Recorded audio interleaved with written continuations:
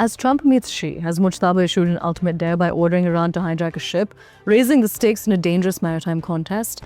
Is Trump effectively begging Xi to stop Iran's provocations, even as Tehran appears to be escalating and going all out in its regional maneuvers? Did Xi deliberately fool and distract Trump during their talks while Mojtaba tightened Iran's grip on the Strait of Hormuz, exploiting diplomatic engagements for strategic gain?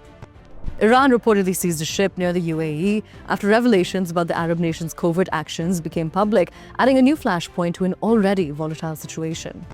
Did the UAE secretly bomb targets in Iran and later host Israel's prime minister in the midst of war, creating a web of covert operations and high-level diplomacy?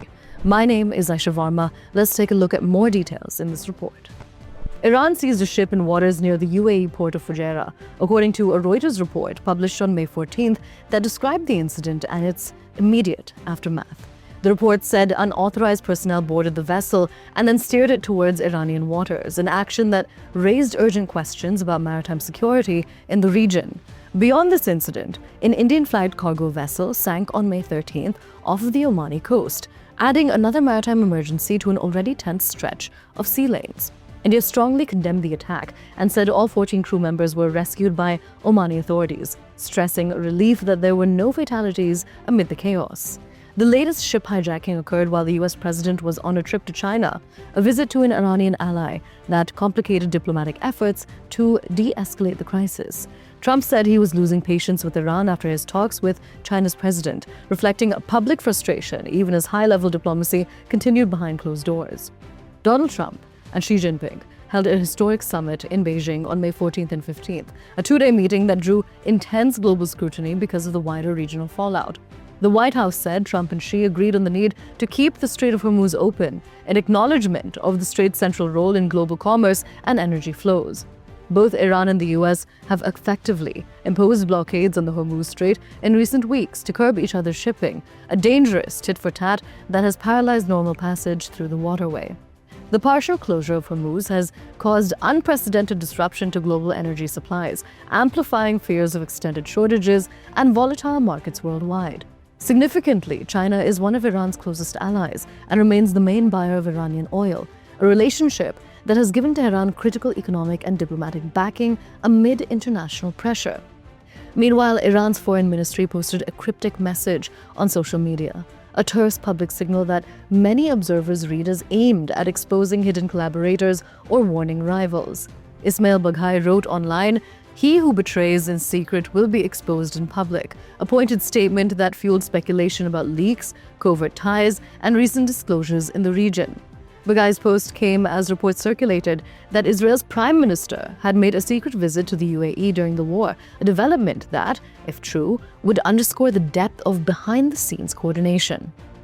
The UAE denied Prime Minister Netanyahu's claimed trip, but Israel insisted the visit did take place, creating a public dispute over facts at the heart of a sensitive diplomatic episode. Earlier, Iran's foreign minister accused regional actors of colluding with Israel, a charge that linked separate reports and added a formal diplomatic allegation to growing tensions. Netanyahu's alleged UAE trip was reported after stories emerged saying Abu Dhabi had attacked targets inside Iran, suggesting the visit, if it occurred, took place against a backdrop of covert military actions. The UAE is alleged to have secretly bombed Iranian infrastructure, including oil facilities, during the war, claims that, if verified, would mark a major escalation in regional conflict dynamics.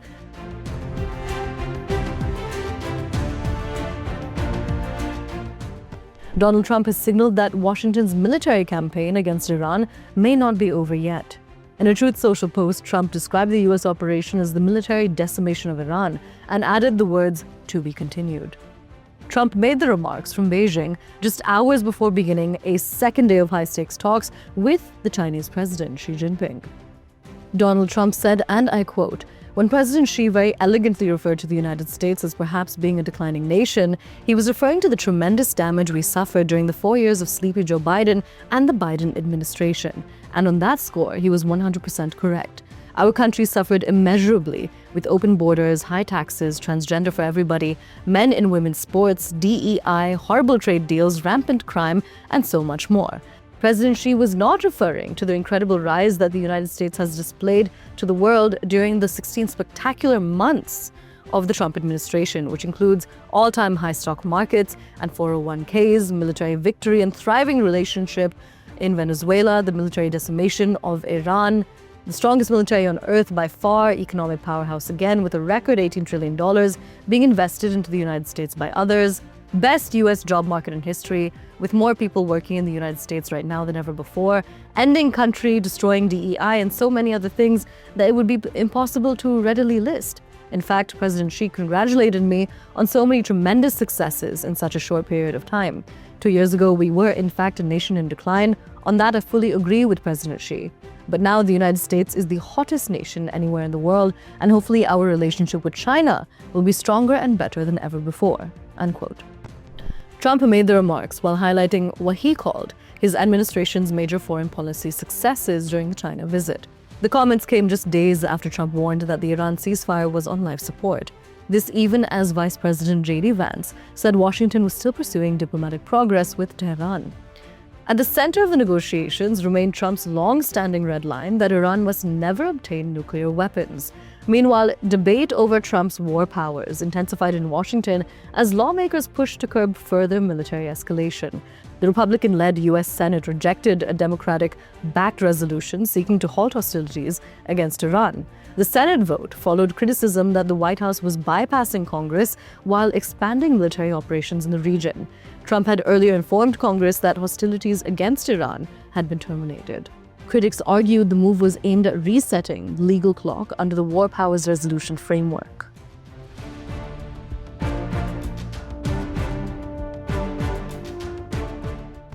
The Iran conflict dominated discussions between Donald Trump and Xi Jinping during their Beijing meeting on May 14th.